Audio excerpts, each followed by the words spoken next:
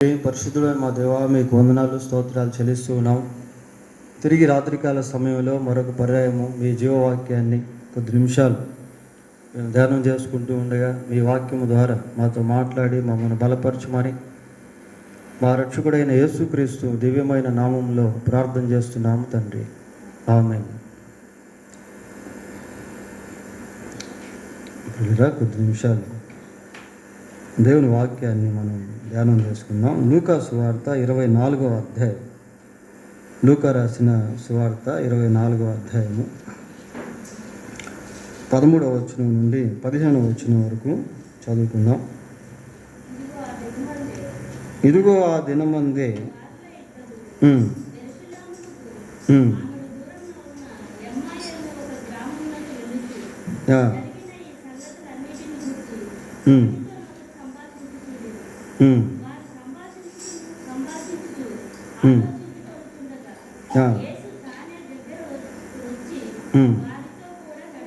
చాలు.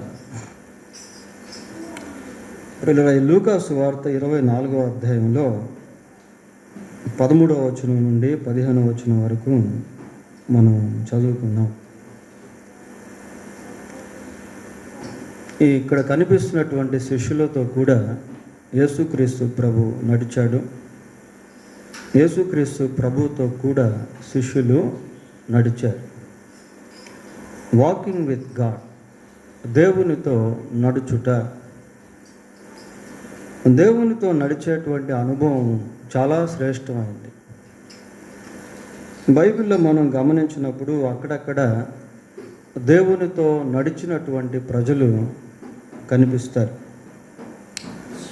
చూడండి, ఉదాహరణకి ఆదికాండం 5వ అధ్యాయము 22వ వచనాన్ని చదువుకుందాం. 5:22. ఆదికాండం 5వ అధ్యాయం 22వ వచనం.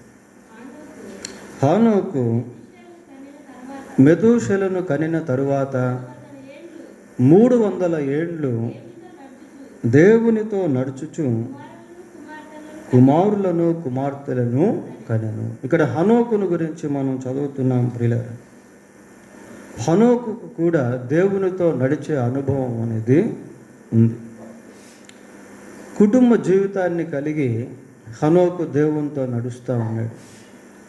కొన్నిసార్లు కొద్దిమంది ఏమనుకుంటారు అంటే, మాకు వివాహం అయింది, పిల్లలు ఉన్నారు, మేము జీవనోపాధికి కొరకు ఆ పనులు ఈ పనులు చేసుకుంటా ఉన్నాం, కాబట్టి మేము దేవునితో నడవడం మాకు చాలా కష్టం అని అనుకుంటారు.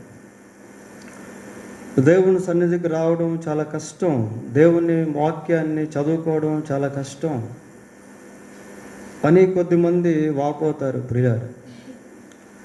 అయితే హనోకుని గురించి మనం చదివినప్పుడు కుటుంబ జీవితాన్ని కలిగి దేవునితో నడుస్తూ ఉన్నాడు. కుటుంబంతో దేవుని నడుచుట, కుటుంబ జీవితాన్ని కలిగి దేవునితో నడుచుట అనేది చాలా కష్టతరమైనటువంటిదిగా అనిపించినప్పటికీ అందులో కూడా నడిచేదానికి అవకాశం ఉంది అని హనోకు యొక్క జీవితమే చక్కటి ఉదాహరణ. అలాగే అపోస్తలుల కార్యం 10వ అధ్యాయంలో కొర్నేలి గురించి మనం చూస్తాం. కొర్నేలి తన ఇంటి వారందరితో కూడా దేవుని యందు భయభక్తులు కలిగి ఉన్నాడు అని చదువుతాం. కనుక కుటుంబంలో ఉన్న సభ్యులతో వ్యక్తులతో కలిసి జీవిస్తూ మరొక పక్క దేవుణ్ణి వెంబడించుట, దేవునితో నడుచుట, ఇది చాలా గొప్ప భాగ్యము ప్రియులారా. మనం కుటుంబంలో దేవునితో నడిచే అనుభవాన్ని కలిగి ఉన్నప్పుడు కుటుంబంలో ఏ సమస్య వచ్చినా, ఏ శోధన వచ్చినా దాంట్లో మనకు పరిష్కారం అనేటువంటిది దొరుకుతుంది. కుటుంబంలో ఒక్క వ్యక్తి దేవునికి నమ్మకంగా ఉంటే ఆ ఒక్క వ్యక్తిని బట్టి దేవుడు కుటుంబంలో కార్యం చేస్తాడు. ఉదాహరణకి మనం రాహాబును చూస్తాం. రాహాబు యొక్క కుటుంబానికి ఆ వేగుల వారు ఎవరో తెలియదు, వేగుల వారికి రాహాబు కుటుంబస్తులు ఎవరో తెలియదు.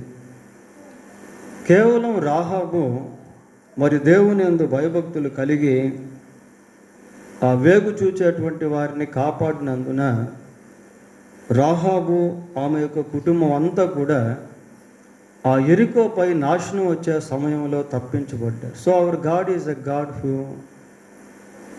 Wants to do good things family members, all family members, కుటుంబ సభ్యులు అందరికీ కూడా మేలు చేయాలని దేవుడు కోరుతా ఉన్నాడు. ప్రియులారా, హనోకు కుటుంబ జీవితంలో దేవునితో నడిచే అనుభవాన్ని కలిగి ఉన్నాడు.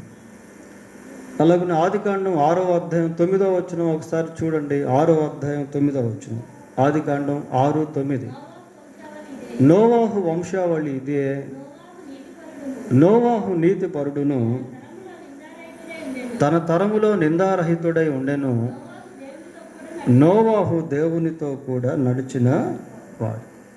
చూడండి, ఇంకా ఆశ్చర్యం ప్రియులారా, నోవాహు కూడా దేవునితో నడిచే అనుభవాన్ని కలిగి ఉన్నాడు. మరి నోవాహు యొక్క తరం ఎలాంటిది అంటే అది చాలా భయంకరమైనటువంటి తరం.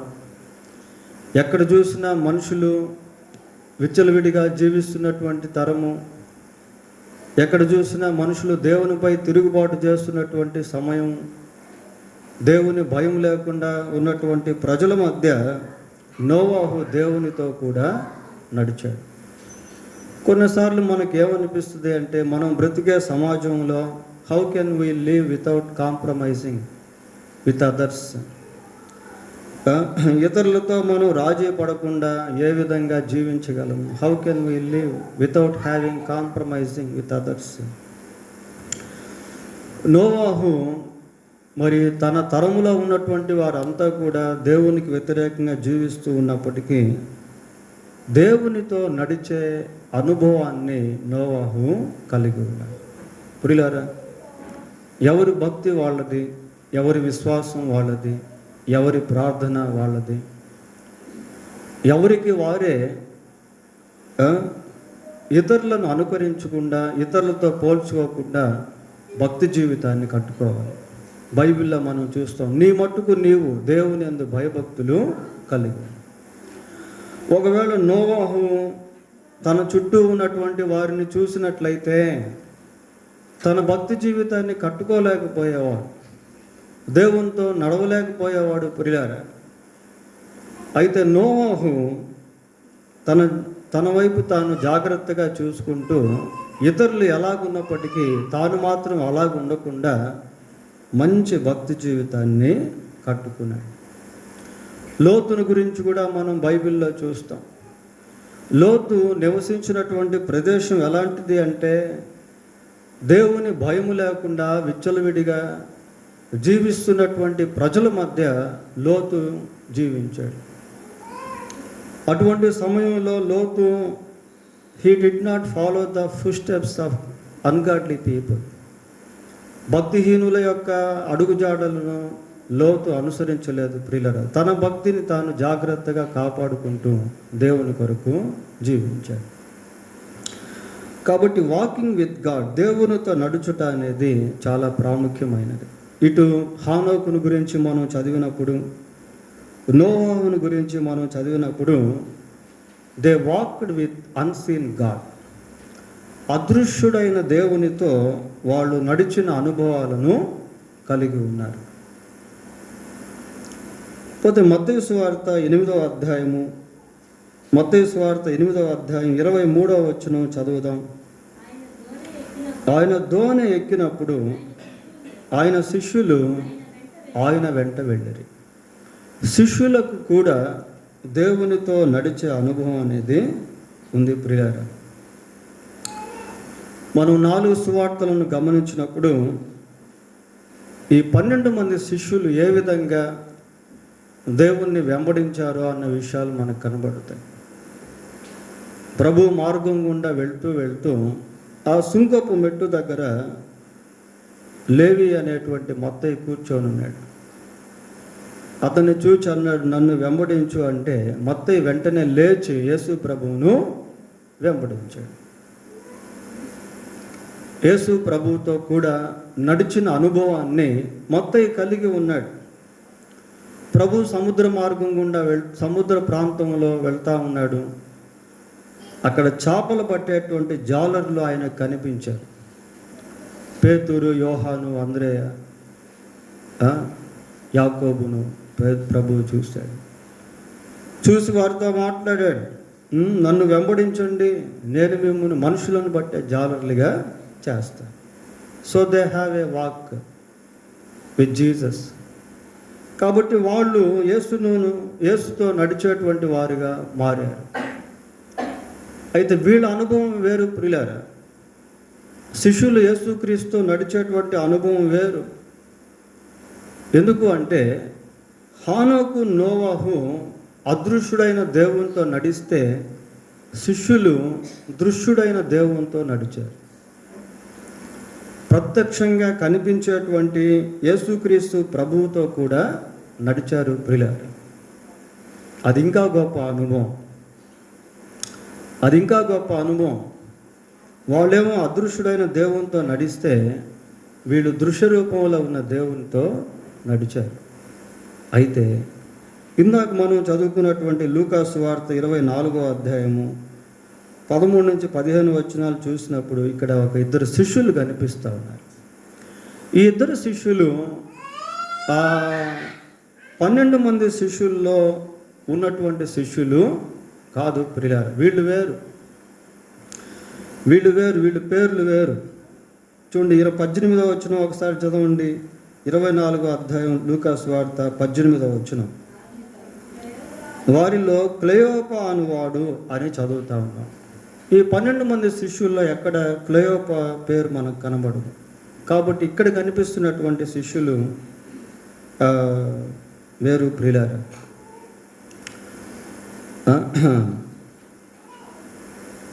వాకింగ్ విత్ గాడ్, దేవునితో నడిచే అనుభవం.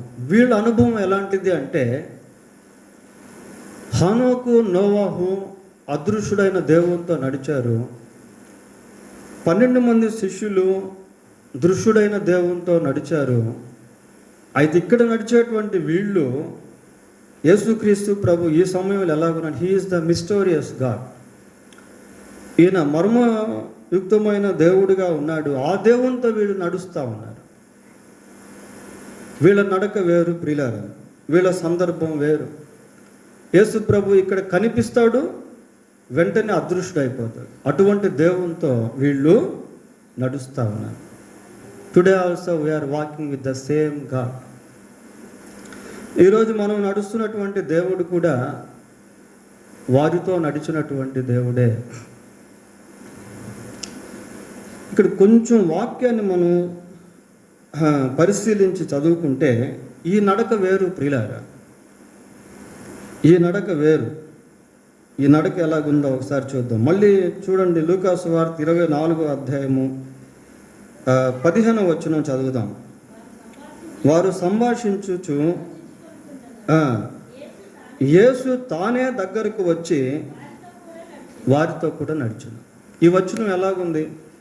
యేసుతో వారు నడిచారా, లేక యేసు వారితో నడిచాడా? యేసుక్రీస్తు ప్రభు వారితో కూడా నడిచాడు. హనోకు, నోవాహు దేవునితో నడిచారు, శిష్యులు దేవునితో నడిచారు. ఇక్కడ ఇద్దరితో దేవుడు నడుస్తూ ఉన్నాడు. అది డిఫరెన్స్ అన్నమాట. యేసు తానే వారి వద్దకు వచ్చి వారితో కూడా నడిచాను. యేసు తానే దగ్గరకు వచ్చి వారితో కూడా నడిచాడు. ప్రియుల క్రొత్త నిబంధన గ్రంథానికి వచ్చినప్పుడు మానవుడు దేవుని దగ్గరికి వెళ్ళడం కాదు, కానీ దేవుడే మానవుని దగ్గరికి వచ్చేస్తాడు. మనిషి దేవునితో మాట్లాడడం కాదు, కానీ దేవుడే మనిషితో మాట్లాడాడు. మనిషి దేవుణ్ణి ప్రేమించడం కాదు, కానీ దేవుడే మనిషిని ప్రేమించాడు. అందుకే యోహాన్ తన పత్రికలో రాస్తూ, మనము ఆయన్ని ప్రేమించితమని కాదు, కానీ ఆయన తానే మనలను ప్రేమించి, హీ హిమ్సెల్ఫ్ లవ్డ్ us. ఆయనే మనలను ప్రేమించి, ఇక్కడ యేసుక్రీస్తు తానే దగ్గరకు వచ్చి వారితో కూడా నడిచాడు. తనకు తానే వచ్చాడు ప్రియులారా. ఏమంటే యేసు ప్రభు ఎలాంటి వాడు అని అంటే ఆయన అందరినీ కూడా ఇష్టపడేటువంటి వాడు. ఆయన అందరి అవసరతలను తీర్చేందుకు ఇష్టపడేటువంటి వాడు. ఎవరు పిలిచినా వారి వద్దకు వెళ్ళేటువంటి వాడు. ఎవరు పిలిచిన వారితో పలికేటువంటి దేవుడు. మత్తయి సువార్త 8వ అధ్యాయము 7వ వచనం చదువుదాం. మత్తయి సువార్త 8. యేసు, నేను వచ్చి వాణ్ణి స్వస్థపరుస్తాను. శతాధిపతి అడుగుతుండు, ప్రభువా, ఇదిగో నా దాసుడు పక్షవాయుతో చాలా బాధపడుతున్నాడయ్యా అని అంటే ప్రభు అంటున్నాడు, నేను వచ్చి వాడిని స్వస్థపరుస్తాను. తనకు తానే రావడం ప్రియులారా, వాలంటరీగా, స్వచ్ఛందంగా నేను వచ్చి వాడిని స్వస్థపరుస్తాను. ఆ పరిస్థితి ఎలాంటిది ఒకసారి మనం ఆలోచిస్తే, పక్షవాయువు అనేటువంటిది క్రానికల్ డిసీజ్. అది దీర్ఘకాలము ఉండేటువంటి వ్యాధి. అంత త్వరగా నయం కాదు ప్రియులారా. కొద్దిమంది పక్షవాయువుతో బాధపడుతూ పక్షవాయువుతోనే చనిపోయినటువంటి వారు కోకొల్లలుగా ఉన్నారు. పక్షవాతం అనేటువంటిది అలాంటిది. అలాగే మంచం మీద ఉండి కాళ్ళు చేతుల్లో నీలుకోపోయి అలాగే చనిపోయిన వాళ్ళు ఎంతోమంది ఉన్నారు ప్రియులారా. హోప్లెస్ కండిషన్, నిరీక్షణ అనేటువంటి లేని పరిస్థితి, పక్షవాయువు గల పరిస్థితి. యేసు ప్రభు ఆ పక్షవాయువు గలవాన్ని స్వస్థపరిచాడు. వెళ్లకుండానే మాట సెలవిస్తే పక్షవాతం గలవాడు బాగైపోయాడు ప్రియులారా. అదే మత్తయి సువార్త 9వ అధ్యాయము 18-19 వచనాలు చూడండి.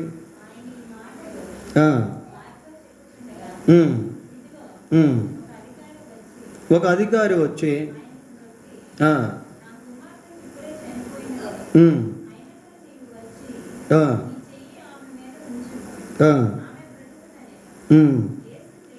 యేసు లేచి అతని వెంట వెళ్ళాడు. తనకు తానే వెళ్తున్నాడు ప్రియారా. యేసు లేచి అతని వెంట వెళ్ళాడు. ఇక్కడ కండిషన్ ఏంటి అంటే డెత్ కండిషన్. అది డెత్ సిచ్యువేషన్. అది మరణకరమైనటువంటి పరిస్థితి. ఆ పక్షవాయు గల వ్యక్తి అయినా కొంతకాలం బ్రతికితే మనుషుల మధ్య ఉంటాడు. మనుషులు అతను చూస్తారు, అతనితో మాట్లాడతారు, అతనికి ఏదైనా కావాలంటే ఇస్తారు. కానీ చనిపోయినటువంటి వ్యక్తుల పరిస్థితి ఎలాంటిదంటే ఆ బాధ ఎవరు కూడా, ఆ దుఃఖాన్ని ఎవరు కూడా నివారించలేరు ప్రియులారా. అంత బాధ, అంత దుఃఖం, అంత దుఃఖం. ఇంకా మనిషితో మాట్లాడేదానికి అవకాశం లేదు, అతనితో కలిసి తిరిగేదానికి అవకాశం లేదు. ఆ శరీరాన్ని కూడా కనీసం ఇంట్లో పెట్టుకునేదానికి అవకాశం లేదు ప్రియులారా.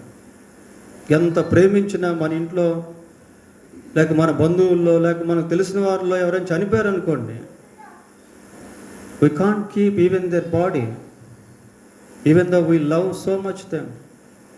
మనం వారిని ఎంతగా ప్రేమించినా కూడా వారి శరీరాన్ని కనీసం మన ఇంట్లో కూడా పెట్టుకోలేము ప్రియులారా. మరణం అనేది అలాంటిది. అటువంటి పరిస్థితుల్లో యేసుక్రీస్తు ప్రభు తనకు తానే ఆ యాయిరు ఇంటికి వెళ్ళి చనిపోయినటువంటి ఆ పాపను తిరిగి బ్రతికించాడు ప్రియులారా.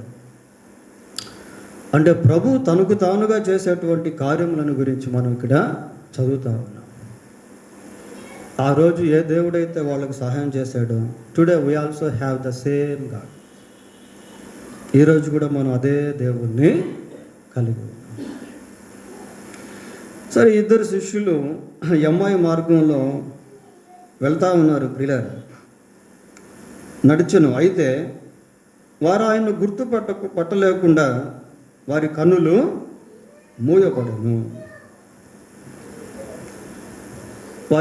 మూయపడెను. Even though Jesus is walking with them, they are unable to recognise that Jesus is walking with them.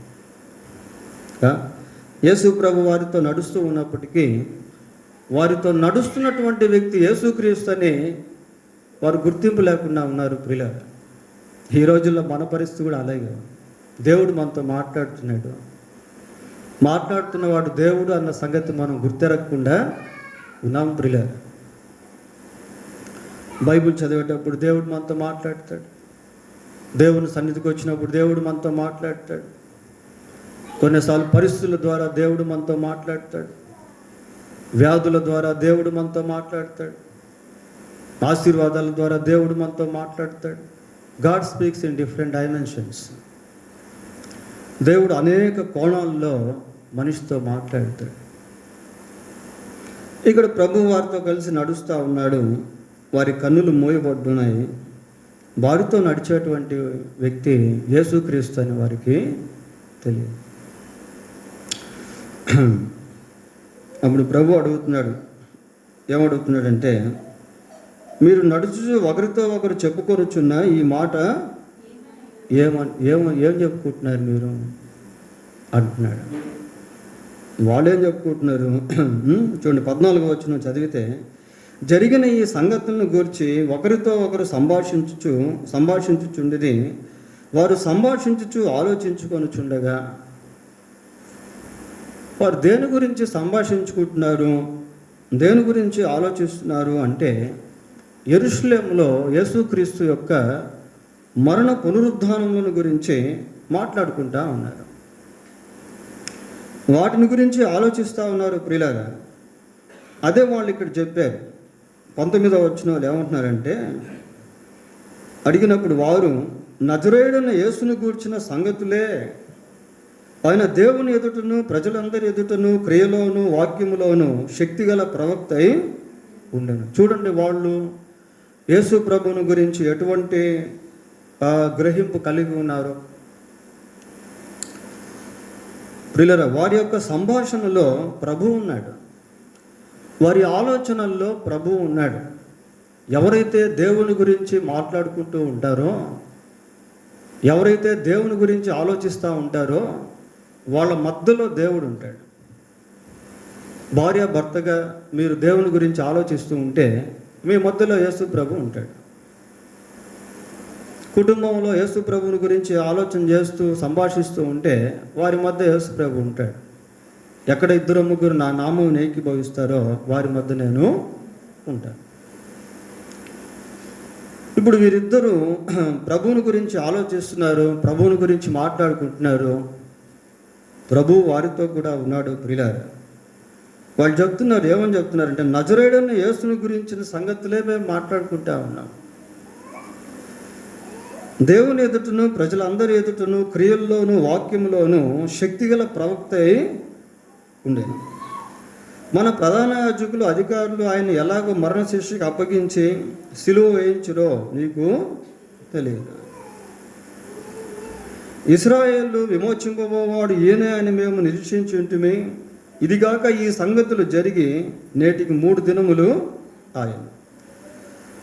అయితే మాలో కొందరు స్త్రీలు తెల్లవారగానే సమాధి వద్దకు వెళ్ళి ఆయన దేహమును కానక వచ్చి కొందరు దేవదూతలు తమకు కనబడి ఆయన బ్రతికి ఉన్నాడు అని చెప్పిరని మాతో చెప్పి మాకు ఏం చేశాడు, విస్మయము కలుగు చేసింది. ప్రియులారా, ఇక్కడ వాళ్ళు దేని గురించి మాట్లాడుతున్నారు అంటే యేసుక్రీస్తు యొక్క మరణ పునరుద్ధానములను గురించి మాట్లాడుతూ ఉన్నారు. యేసు ప్రభు యొక్క మరణ పునరుద్ధానముల గురించి మాట్లాడుతున్నారు. వారు ఎటువంటి నిరీక్షణ ఆయనపై కలిగి ఉండేవారో, చివరికి అది ఎలాగ నీరు గారిపోయిందో అన్నటువంటి విధంగా వాళ్ళు అంటున్నారు ప్రియులారా. ఇశ్రాయేలును విమోచింపవాడు ఈయనే అని మేము నిరీక్షించి ఉంటుమి. ఇదిగాక ఈ సంగతులు జరిగి నేటికి 3 దినాలు అయిపోయి. ఇశ్రాయేలుని విమోచించేవాడని ఈయన గురించి మేము అంతా అనుకున్నాము, కానీ ఈయన తీసుకెళ్ళి సిలువేసి చంపేశారు.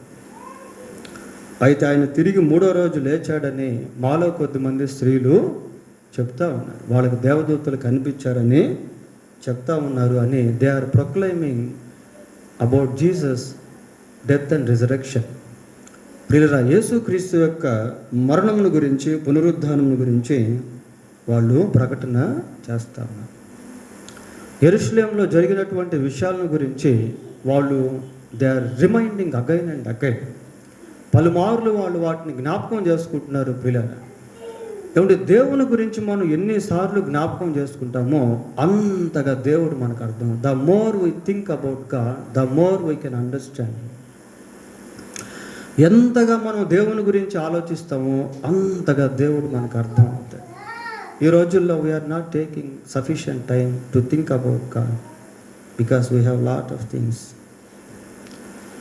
పిల్లలు అయితే నేటి దినాల్లో మనం దేవుని గురించి ఆలోచించే దానికి సమయం తీసుకోవట్లేదు. ఎందుకంటే వాటితో వాటితో వాళ్ళతో వీళ్ళతో దాంతో దీంతో బిజీ అయిపోయాం.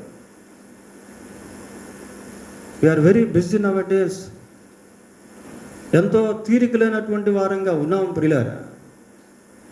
కొద్దిమంది కనీసం దేవుని ఇక్కడైనా దేవుని గురించి ఆలోచిస్తారు, ఇక్కడ కూడా ఉండదు. కొద్దిమందికి ఆ ధ్యాసే ఉండదు.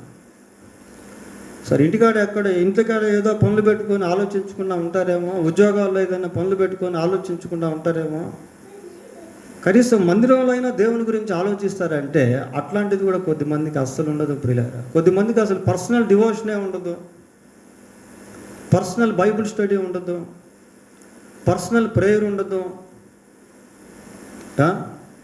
ఈ రోజులు ఎలాంటివి అంటే అన్నిటితో బిజీగా ఉన్నాం కానీ దేవునితో మాత్రం బిజీగా లేవు. అన్నిటితో ఉన్నాం, మళ్ళీ సెల్ ఫోన్తో బిజీగా ఉన్నాం, టీవీలతో బిజీగా ఉన్నాం, మనుషులతో బిజీగా ఉన్నాం, పనులతో బిజీగా ఉన్నాం, కానీ దేవునితో మాత్రం బిజీగా లేవు ప్రియులారా.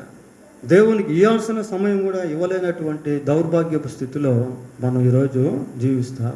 అందుకే దేవుడు మనకు అర్థం కావట్లేదు. ఎంత వాక్యం విన్నా కూడా దేవుని గురించిన అవగాహనలోనికి మనం రాలేకపోతున్నాం ప్రియులారా. ఇక్కడ వీళ్ళు మార్గంలో ప్రభువుని గురించి ఆలోచిస్తున్నారు, మార్గంలో ప్రభువుని గురించి సంభాషిస్తూ ఉన్నారు. మార్గంలో వాళ్ళ హృదయంలో దేవుని గురించి ఏదైతే ఉందో దాన్ని తెలియజేస్తూ ఉన్నారు ప్రియులారా.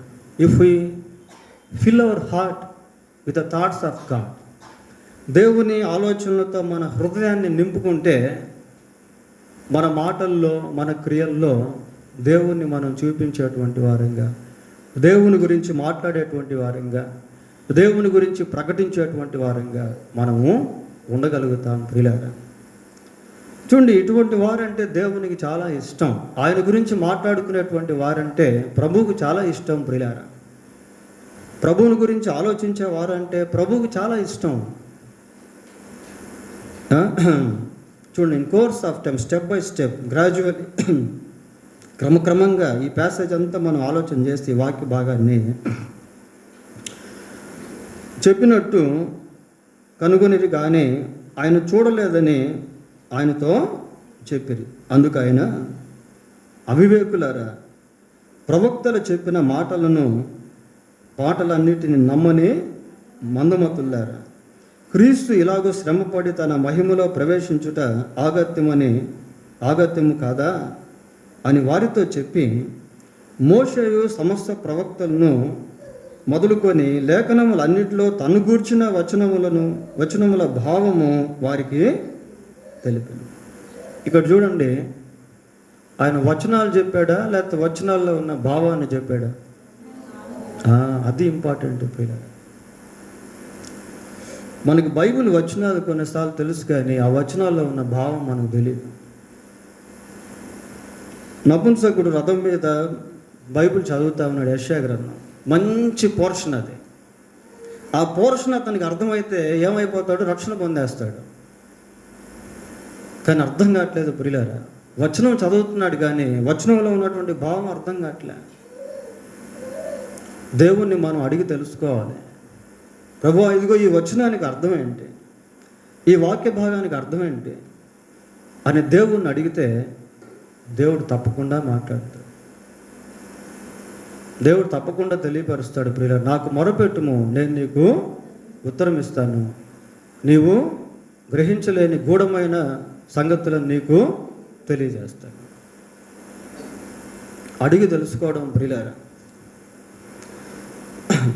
ఆ భావాన్ని వీళ్ళకి తెలియజేస్తూ ఉన్నాడు ప్రభు. అందులో ఆ గ్రామం దగ్గరికి వచ్చేసారు, దారిలో నడుచుకుంటూ. అప్పటికే సాయంకాలం అవుతా ఉంది. చూడండి, చదవండి 28వ వచనం.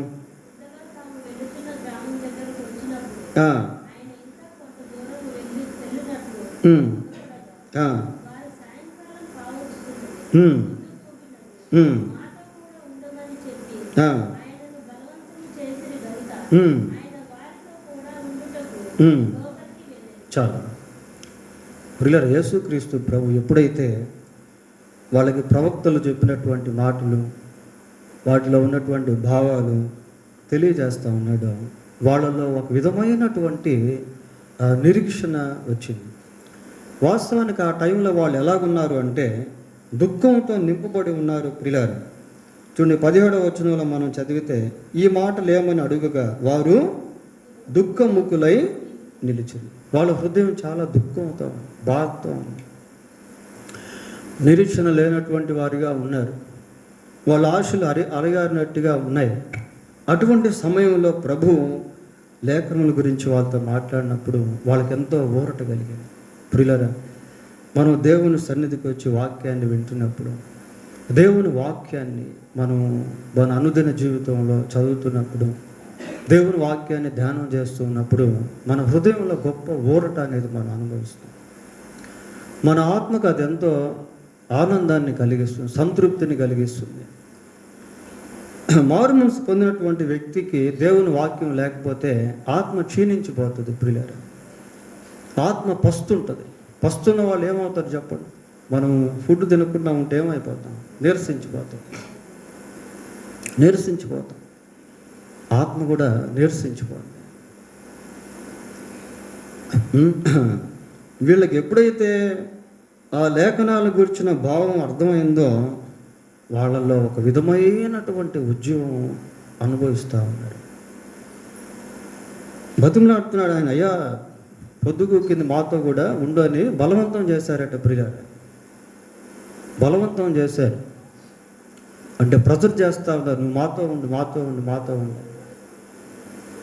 నిజంగా అసలు ఈ పోర్షన్ చదువుతూ ఉంటే చాలా చాలా ఆశ్చర్యం అనిపిస్తుంది. ప్రియులారా, సరే ఆయన ఏం చేస్తాడు? మాకు పని ఉందని వెళ్ళిపోయాడా? లేదు. ఏం చేస్తాడు ఆయన? ప్రభు ఆయన వారితో కూడా భోజనమునకు, ఆయన వారితో కూడా ఉండుటకు లోపలికి వెళ్ళారు. ఆ ఫెలోషిప్ చూడండి ఎలాగుందా. నేను ఇందాక మీకు ఒక మాట చెప్పాను, ఆ దేవుడే ఈ దేవుడు. ఆ రోజు వాళ్ళతో మాట్లాడిన దేవుడే ఈరోజు మనతో మాట్లాడుతున్నాడు. ఆ రోజు వాళ్ళతో నడిచిన యేసు ప్రభువే ఈరోజు మనతో నడుస్తున్నాడు. ప్రియులారా, ఆయన mysterious God. He can see, can't see. ఆయన కనిపిస్తాడు, కనిపించకుండా కూడా ఉండగలుగుతాడు. ప్రియులారా, అదృశ్యుడైన దేవుడు ఆయన. వారితో కూడా ఉండేదానికి లోపలికి వెళ్ళాడు. ఆయన వారితో కూడా భోజనమును కూర్చున్నప్పుడు ఒక రొట్టెను పట్టుకొని స్తోత్రము చేసి దాన్ని విరిచి వారికి పంచిపెట్టగా వారి కన్నులు తెరవబడి ఆయన్ను గుర్తుపట్టిరి. అంతటా ఆయన వారికి అదృశ్యుడాయను. కన్నులు తెరవబడ్డాయి. ప్రియులారా, కాబట్టి దేవుడు మనతో ఉంటే, మనం దేవునితో ఉంటే మూయబడినటువంటి కన్నులు తెరవబడతాయి, మూయబడినటువంటి హృదయం తెరవబడుతుంది, మూయబడినటువంటి మనస్సు తెరవబడుతుంది. సైతాను ఎక్కడెక్కడైతే దేన్ని మూసేసి అంధకారం చేశాడో, ఎక్కడెక్కడైతే దేవుని శక్తిని అనుభవించనీయకుండా బంధించేశాడో అవన్నీ కూడా, ఆ కట్లన్నీ కూడా విడిపోతాయి. ప్రియులారా, when God opens our heart, when God opens our mind, when God's open our eyes, ఎప్పుడైతే దేవుడు మన కళ్ళను ధరిస్తాడో, మన హృదయాన్ని ధరిస్తాడో, మన మనస్సును ధరిస్తాడో, then we will be able to recognise our God. అప్పుడు మనం మన దేవుణ్ణి గుర్తించేటువంటి వారంగా ఉంటాము. ప్రియులారా, గుర్తుపట్టిరి. అంతటా ఆయన వారికి అదృశ్యుడాయను. అప్పుడు వారు ఆయన త్రోవలో మనతో మాట్లాడుచు లేఖనములను మనకు బోధించున్నప్పుడు మన హృదయం మనలో మండుచుండలేదా అని ఒకరితో ఒకడు చెప్పుకొనిరి. లేఖనాల వలన హృదయం ఎలాగుందట? మండుతూ ఉందట. ప్రియులారా, it is a kind of spiritual revival. ఇది ఒక ఆత్మ సంబంధమైనటువంటి ఉద్యమం. ఇది దేవుని వాక్యం అగ్నితో పోల్చబడింది. ఆ అగ్ని వంటి వాక్యం హృదయంలో ఉంటే హృదయం మండుతూ ఉంటుంది ప్రియులారా, మండుతూ ఉంటుంది. ఆ మంట మనం సంపాదించుకోవాలి. ఆ అగ్నిని మనం సంపాదించుకున్నాం అనుకోండి, అగ్ని యొక్క క్వాలిటీ ఏంటి? అగ్నిని ఎక్కడ వేస్తే అక్కడ అదేం చేస్తుంది? అక్కడ ఉన్నటువంటి దాన్ని మండిస్తుంది, అక్కడ ఉన్నటువంటి వాటిని దహించేస్తుంది ప్రియులారా. అగ్నిలో కాగితం తీసుకెళ్ళామనుకోండి, కాగితం ఏమైపోద్ది? అది కూడా అగ్నిలో కలిసిపోద్ది.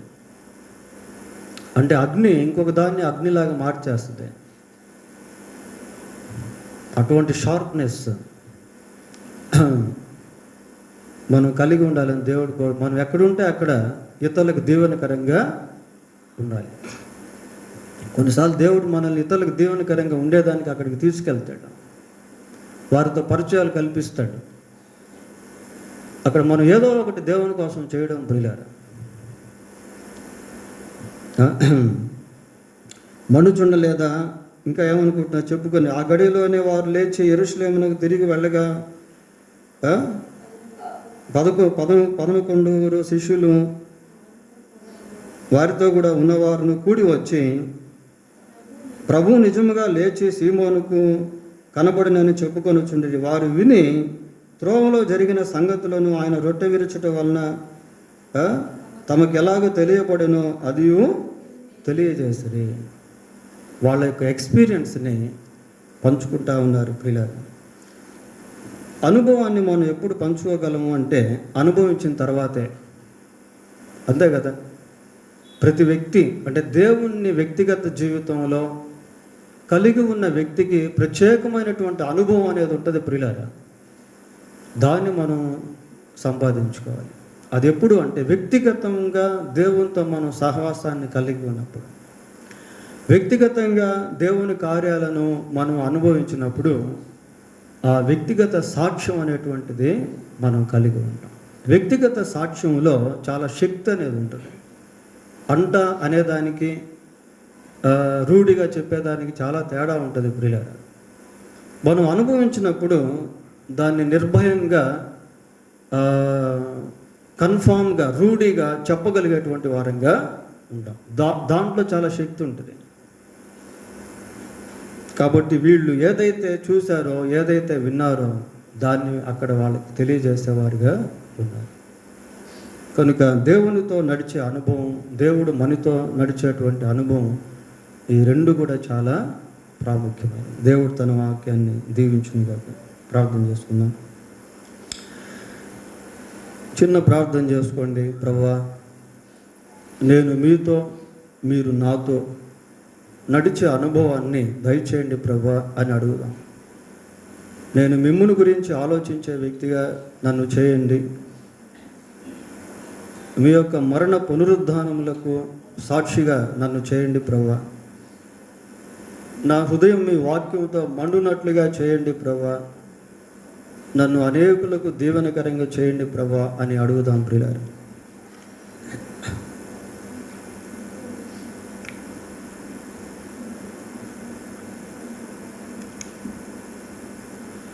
పరిశుద్ధుడైన మా తండ్రి, మీకు వందనాలు, స్తోత్రాలు. మీ కృపలో మేము విన్న ఈ వాక్య సందేశము మాకందరికీ దీవెనకరంగా చేయండి. నోవాహు, హనోకు మీతో నడిచారు, శిష్యులు మీతో నడిచారు ప్రభా. ఇక్కడ శిష్యులతో మీరు నడిచారు ప్రభా. ఈ అవినాభావ సంబంధాన్ని మేము నిత్యము కలిగి ఉన్నట్టు కృపద ఇచ్చేయండి. మిమ్మును గూర్చిన సంభాషణ, ఆలోచన మా కుటుంబాల్లో నాయన మేము కలిగి ఉండుటకు సహాయం చేయండి. మా సంఘంలో మాతో ఉన్నవారితో కలిగి ఉండుటకు సహాయం చేయండి. మీరు మాతో కూడా నడిచే దేవుడవు, మాతో మాట్లాడే దేవుడవు, మమ్మల్ని ఉజ్జీవింపచేసే దేవుడవు, మా కన్నులను తెరిచే దేవుడవు. కనుక ప్రభా, మేము మీతో కూడా ఉండుటకు సహాయం చేయండి. మీకు సాక్షులుగా ఉండుటకు సహాయం చేయండి. మిమ్మును గూర్చినటువంటి భారము మా హృదయంలో దయచేయండి. మా దుఃఖాన్ని ప్రభా మీరు సంతోషంగా మార్చే దేవుడు. మా నిరుత్సాహంలో మీరు ఉత్సాహాన్ని ఇచ్చే దేవుడు. మేము చల్లారిపోయిన దగ్గర మీరు మమ్మల్ని తిరిగి ఉజ్జీవపరిచే దేవుడు. అందుని బట్టి మీకు స్తోత్రం. కనుక ప్రతి అనుకూల ప్రతికూల పరిస్థితుల్లో మీ వైపు చూసేవారముగా మమ్మల్ని చేయండి. మీకే వందనాలు స్తోత్రాలు చెల్లిస్తూ మా రక్షకుడైన యేసుక్రీస్తు నామములో ప్రార్థన చేస్తున్నాము తండ్రి. ఆమేన్. పిల్లరా, ఈరోజు మొదటి ఆదివారం కనుక ప్రభు బల్లని మనం కలిగి ఉన్నాం. బల నిమిత్తం చిన్న వాక్యాన్ని చెప్పుకొని బలలో ప్రవేశిద్దాం.